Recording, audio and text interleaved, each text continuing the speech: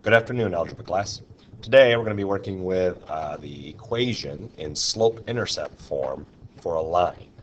So this all has to do with linear equations. So we're going to be working with linear equations today. So these are all linear equations. And the form that we're dealing with, I'm hoping you've dealt with before, so we'll review a little bit of that, and then we'll start getting into some advanced problems. An intercept for slope-intercept form is just the point on the axis where the line crosses. In particular, the y-intercept is where it crosses the y-axis. So it's the y-coordinate where it crosses the y-axis. If we had an x-intercept, we would be looking for where it crosses the x-axis. So in this situation, we want to look for y-intercept. So when we talk about slope-intercept form, this is the y-intercept that we're referring to.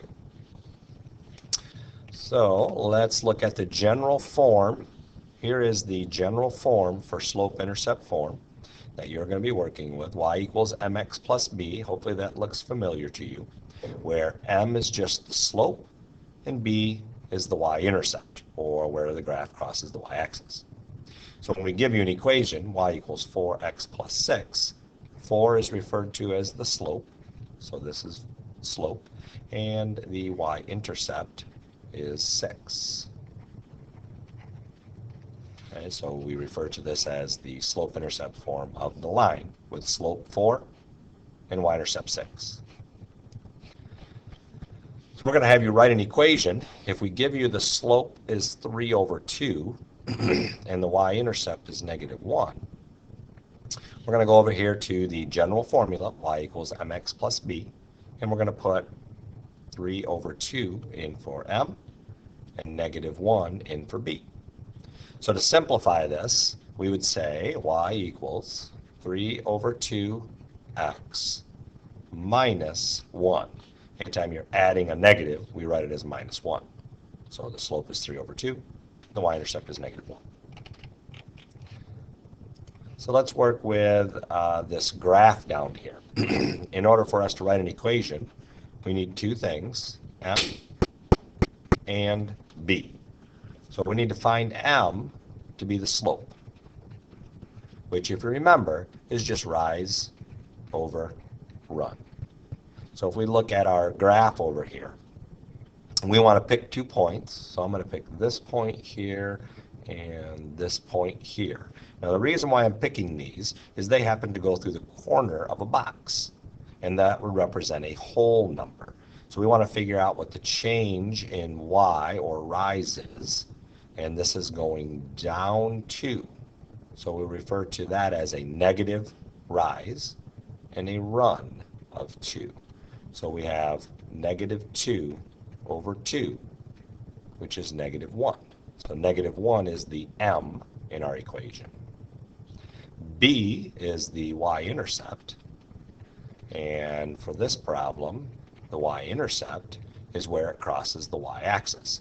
So look on y-axis, and here is the point 2. So that'll, our b in this problem is the y-intercept. Look on the y-axis, it's equal to 2. So it's crossing the y-axis at 2. So our equation is y equals m is -1. Don't forget your x. X is part of the equation, plus 2. So we have an equation. Now we're going to work with writing an equation when we give you 2 points. Now you can do this one 2 ways. You could graph the 2 points and then do exactly what we did before on the problem 4. Okay? Or we could actually, we could find the slope by doing our slope formula. If you remember, our slope formula is subtracting the 2 y-coordinates and then subtracting the 2 x-coordinates. This will be your m in the equation. So I'm going to start with doing that, since we just did a graphed one, and you know how to do that with graph. So we're going to take our y2, which we're going to let this be y2, and this be y1, and we're going to subtract those. So -3 minus a -2 over. We're going to let this be x1 and that x2. So we're going to do 1 minus 3.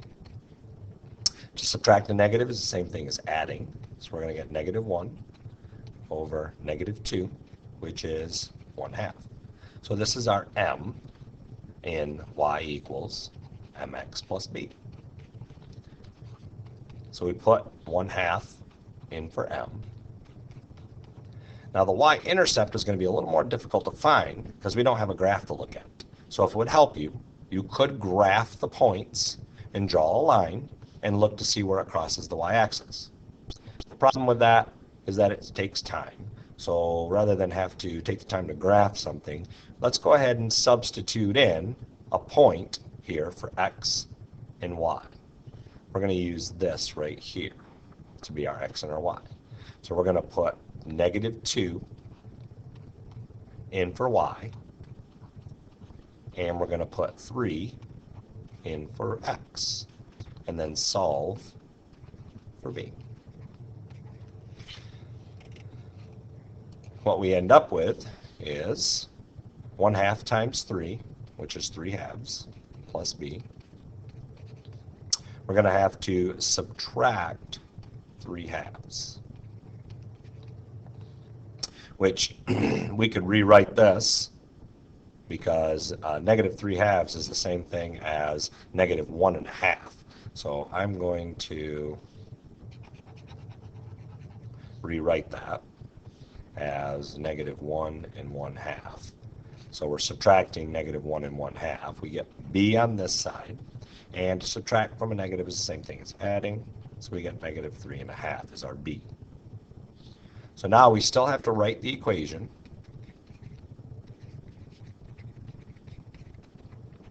with our m as 1/2 and our y-intercept as 3 1/2.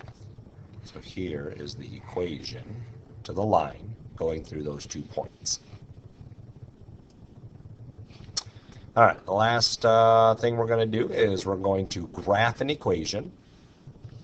So to graph an equation, there's graphing instructions. First thing you're going to do is graph the y-intercept on the y-axis. Okay, so b equals 4, that's our y-intercept. So we're going to go to 4 on the y-axis and graph that. Second thing, we're going to graph the slope from the y-intercept. So in this situation, and m is negative 3. So I'm going to do a little side note over here. In order for m to equal negative 3, we're going to put it over 1. So what that means is that you go down 3 and to the right 1. So that's rise, which is down, over run, which is 1. So we're going to go down 3, so 1, 2, 3, and to the right 1. So that would be down 3 and to the right 1. So we get a line. So we're going to connect this with a line that looks like that. So there's our line. This is the line that represents this graph or this equation. So tomorrow you'll work on some problems in class. What I'd like you to do is answer the questions after the video and come to class with any questions.